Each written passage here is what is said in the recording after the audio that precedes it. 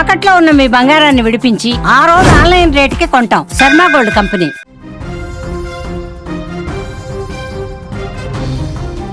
South ఇండియాలో ప్రముఖ business man, confident group వ్యవస్థాపకుడు డాక్టర్ సిజే రాయ్ ఆత్మహత్య ప్రస్తుతం కలకలం రేపుతోంది.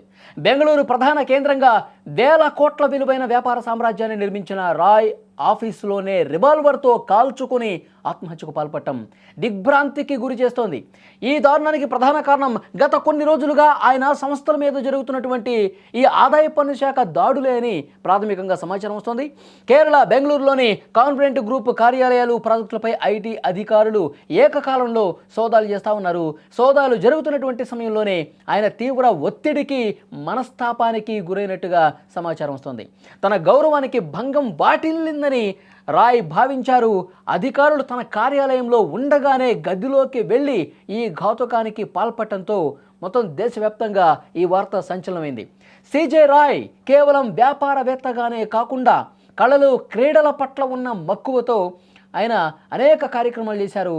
అందరికీ సుపరిచితులైన మలయాళ చిత్ర పరిశ్రమతో ఆయనకు విడదీయరాని బంధం కూడా ఉంది. భారీ బడ్జెట్ చిత్రాలను నిర్మించడమే కాదు, అనేక చిత్రాలకు వెన్నుదన్నుగా నిలిచినటువంటి పరిస్థితి.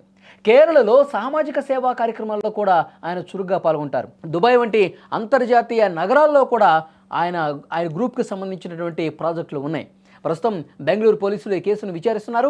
ఆయన ఆత్మహత్యకు ముందు ఏమైనా లేఖలు రాశారా, లేదా ఐటీ దాడుల్లో ఏమైనా కీలక పత్రాలు దొరకటం వల్ల భయాందోళనకు గురైపోయి ఆయన ఈ పని చేశారా అన్న కోణంలో దర్యాప్తు జరుగుతోంది. ఇటు కేరళ కావచ్చు, కర్ణాటక కావచ్చు, ఈ రెండు రాష్ట్రాల్లో పెను సంచలనమైంది ఈ వార్త. ఎందుకంటే ఆయా ఇండస్ట్రీస్లో వాళ్ళకు చాలా మంచి పేరుంది, చాలా మంచి ప్రాజెక్టులు ఆయన చేశారు, సినిమాల్లో పెట్టుబడులు పెట్టారు, అనేక రకాలైన కార్యక్రమాలు సేవకు సంబంధించి కూడా చేస్తూ ఉన్నారు. మరి అలాంటి వ్యక్తి ఈ డెసిషన్ అసలు ఎందుకు తీసుకున్నాడు? దీనికి అసలు రీజన్ ఏంటి? ఈ ఐటీ దాడులే కారణమా, లేకపోతే ఎవరైనా బెదిరింపులకు ఏమైనా గురి చేశారా? గత కొన్ని రోజులుగా ఎలాంటి ఫోన్ సంభాషణలు జరిగాయి, గత కొన్ని రోజులుగా ఎలాంటి చాటింగ్స్ జరిగాయి, వీటన్నింటి మీద అధికారులు ప్రస్తుతం ఫోకస్ పెట్టినటువంటి పరిస్థితి ఉంది.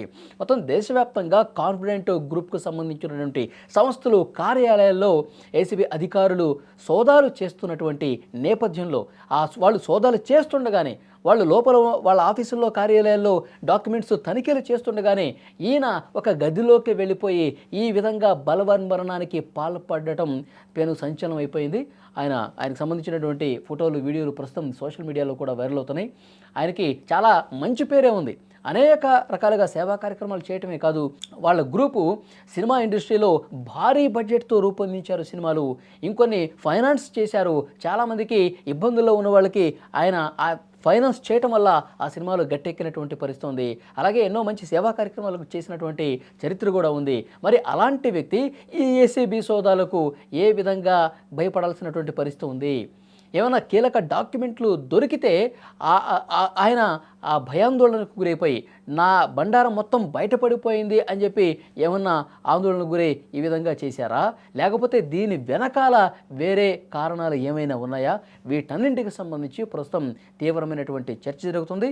ఆయన ఫోటోలు, వీడియోలు ప్రస్తుతం వైరల్ అవుతున్నాయి. మొత్తం మలయాళ ఇండస్ట్రీ కాదు, ఇటు కర్ణాటకకు సంబంధించిన ఇండస్ట్రీ కాదు, దేశవ్యాప్తంగా ఆయన గ్రూప్కి సంబంధించినటువంటి కంపెనీ చాలా ప్రాజెక్టులు ప్రస్తుతం చేస్తోంది. దేశ విదేశాల్లో కూడా, అంతర్జాతీయ నగరాల్లో కూడా పెట్టుబడులు పెట్టినటువంటి సంస్థకు సంబంధించినటువంటి చైర్మన్ ఈ విధంగా బలవన్మరణానికి ఎందుకు పాల్పడ్డాడు? దీని వెనకాల ఏం జరిగింది? ఎలాంటి ఘర్షణపూరితమైనటువంటి మానసిక పరమైనటువంటి ఆయన ఆలోచనలు ఏమన్నా కారణమా? వీటన్నిటికి సంబంధించి ప్రస్తుతం లోతుగా ఇన్వెస్టిగేషన్ అయితే జరుగుతోంది.